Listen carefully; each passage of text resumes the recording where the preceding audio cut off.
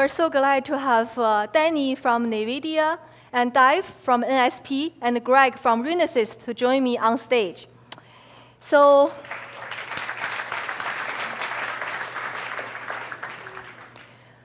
autonomous driving has been an extremely active development area in the past few years.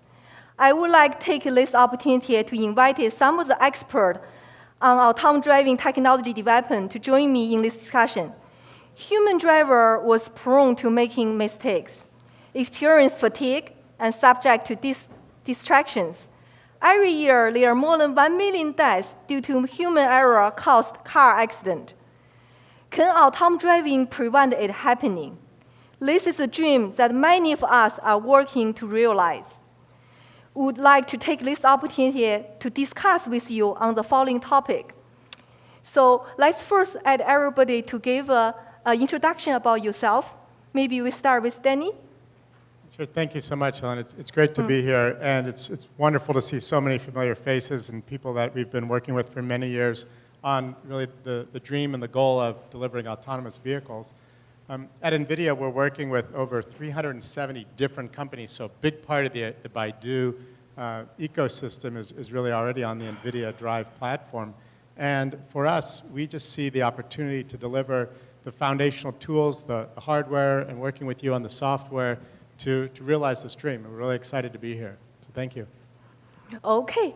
So Dave, can you give an introduction about yourself? Sure. Good evening, everybody. So on behalf of NXP, it's just an honor to be here with all of you and to be part of this event. If folks aren't that familiar with NXP, we've been in automotive for over 40 years. You know, there's been a long legacy both with our history with Philips and then, of course, our history with Motorola and Freescale.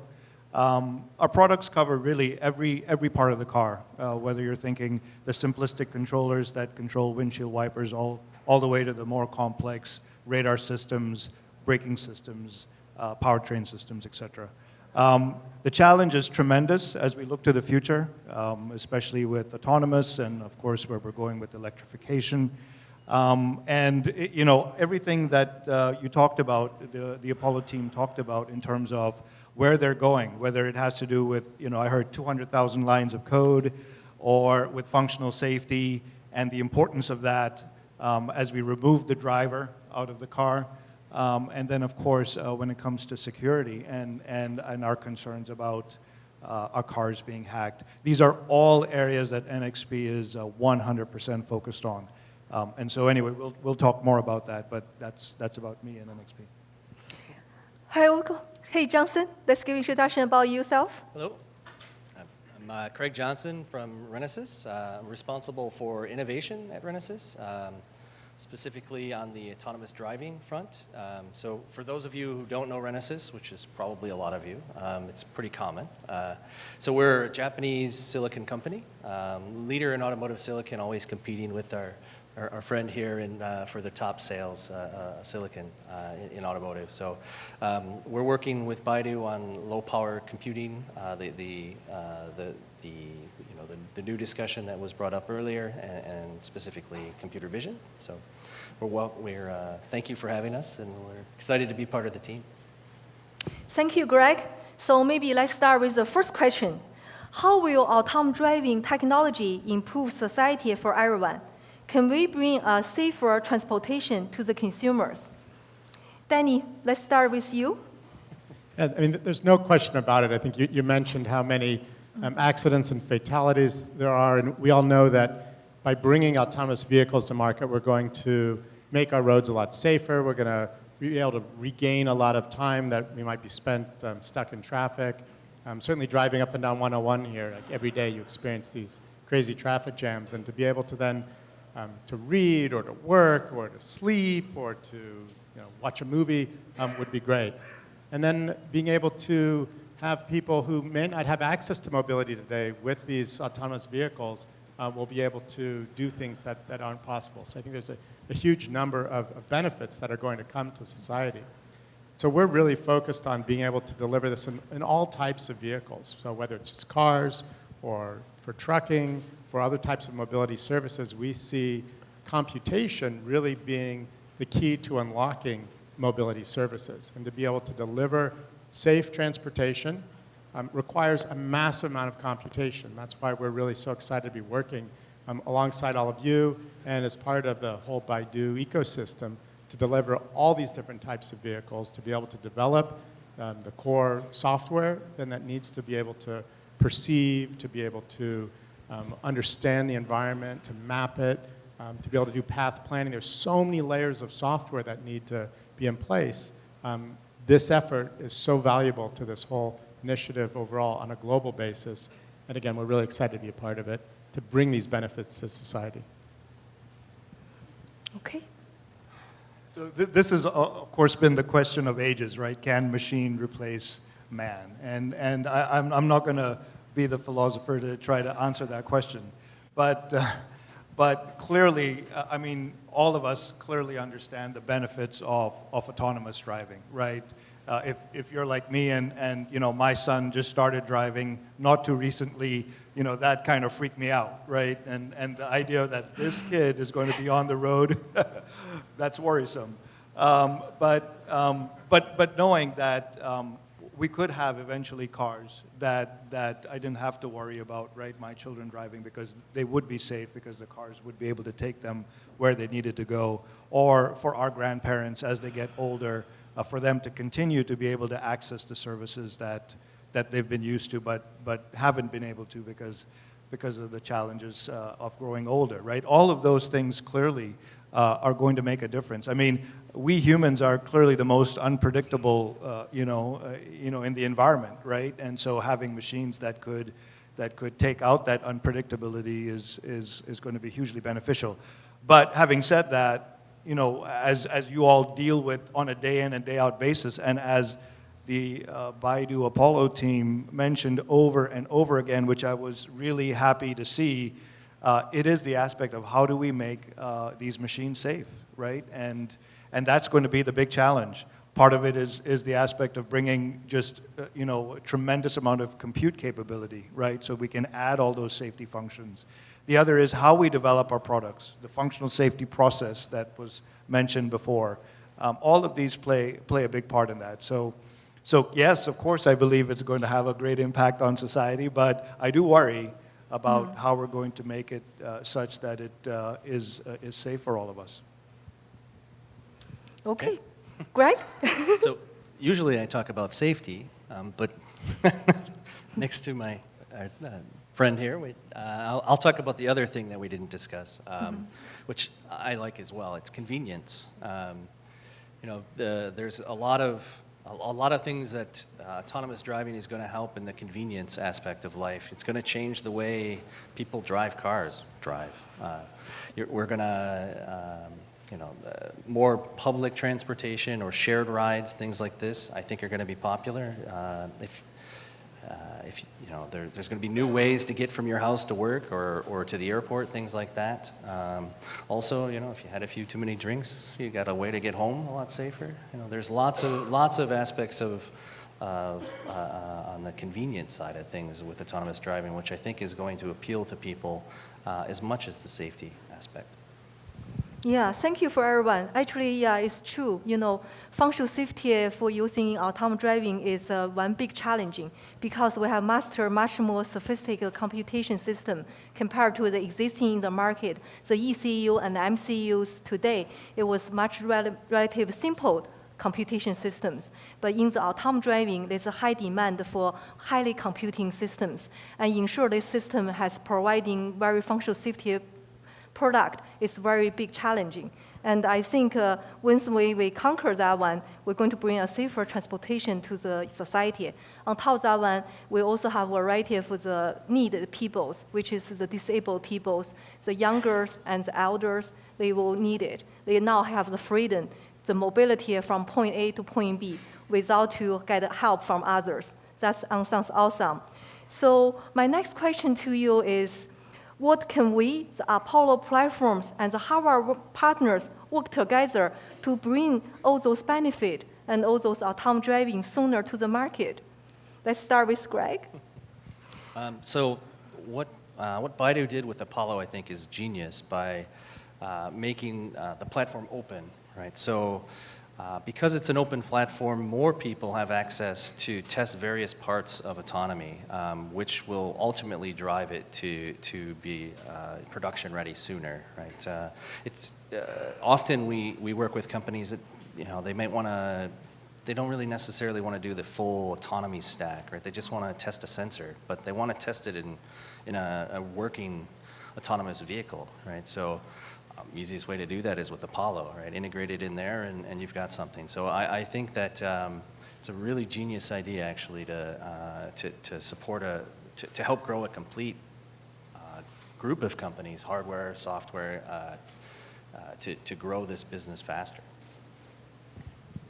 Yeah, so just to add on to what you said, Craig, I would say that today, this area is clearly still an area that is being researched heavily and being developed heavily, right? And there are a lot of questions and a lot of innovation that is continuing to take place, right? So some examples could be, how many types of sensors do we need in the car, right? How many of those do we need in the car? Some of them could be, what's the data fidelity that we require? And where I'm going with all of this is that to have an open platform that everybody can use to experiment, to try out new CNNs, to try out mixed modality, to try out, is it 4-bit data versus 8-bit data versus 16-bit data, this is essential. And if we didn't have this open platform, it would take us so many years longer to get through this experimentation. So I really do, I do commend Baidu and the Apollo team for making this available to the world, really, because it allows us to experiment on so many important problems. I will tell you that in NXP, one of the things that we use the platform for is to actually experiment with our architectures to understand what type of compute do we need, where are we going to start to face bottlenecks, where are there concerns about latency, are we meeting the performance requirements that the software has in our hardware chips, right? So if we didn't have that and we had to recreate that ourselves, I mean, you talked about the size of the team and the man-years worth of work. It would be near impossible, right? So it really is a tremendous help for us. Right, so we've talked about safety. I agree that's kind of our primary concern at NVIDIA as well. And what we see is the need to have a lot of different sensor types, a lot of different algorithms, a lot of different computation going on inside the vehicle. And essentially, it's a pretty direct relationship between the amount of computational horsepower you have and the level of safety you can achieve. So what we've done is basically architected systems, and this is what Baidu is able to leverage, of course, is then having single SoC or an SoC plus GPUs that can handle many different types of processing, whether it's radar, LiDAR, camera data coming in, combination of deep learning, computer vision, path planning algorithms. So leveraging a diversity of algorithms, redundancy built into that, and many different types of processing going on simultaneously is what leads to that higher level of safety. And of course, all of this requires more and more compute. So we've basically tried to build a supercomputer for the vehicle. Leveraging what happens in the cloud, we work very closely with Baidu on many different areas, both inside autonomous driving and many other sectors. But leveraging what happens in the data center is key.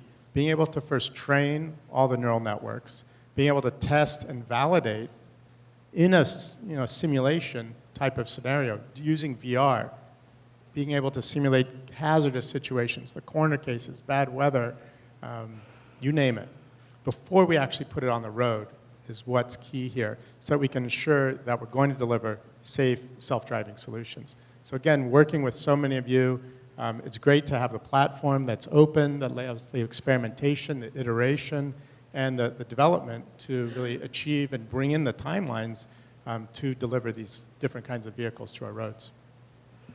Okay, thank you for sharing all the thoughts on Apollo and how we're developing autonomous driving hardware together and to make this autonomous driving technology become to the consumer sooner. I'm going to ask another question. I think in the competition platforms, there's challenging. Everybody say, should we build a centralized system or should we build a distributed system? And it depending which world you come from. If the people come from highly computed in the background, they always believe in the centralized system. And the people who in this automobile business for a long time, they always believe distributed system. So I'm going through this tough question to all of you to see what's your thought into it. Greg? I think you're trying to start a fight on stage. Let's bring some spark here. Honestly, we would be on the side of the multiple sensors all over the car, but in reality, that's not the future, right? We see that it's at some level integration has to happen. It just makes the computing process easier. Having all of the sensor data in one place to do the processing on it just makes the capability stronger. Right, so maybe some pre-sensing on the outside at the sensors, or some detection. Maybe you can add some redundancy, things like that. But it's things will go more centralized, I believe. Great, thank you, Greg. How about you, Dave? So I think my view is I'm somewhat I believe that both architectures are going to exist, and from an NXP point of view, I think that's fine. I mean, we will support whatever makes sense for our customers, right? There's pluses and minuses on both types of architectures, and people will take maybe a religious position on one of them, and that's fine. But at the end of the day, I don't think necessarily, at least in my personal opinion, that one is necessarily better than the other. I think that they can both exist in cars, right? And my view, honestly, is we should build our products to be able to support that. It's a great point of view. Thank you, Dave. I disagree. We work with virtually every automaker. We're working with over 25 robo-taxi and autonomous shuttle companies with our Drive platform. And if we're talking about certain levels of driver assistance, that's one thing. But as we look for level 4 automated, level 5 fully autonomous vehicles, frankly, there's no other choice but to go to a centralized compute architecture. These cars are constantly getting software updates. The whole vehicle architecture cannot properly be supported by all these discrete elements and distributed computing. The bandwidth just isn't there to support it.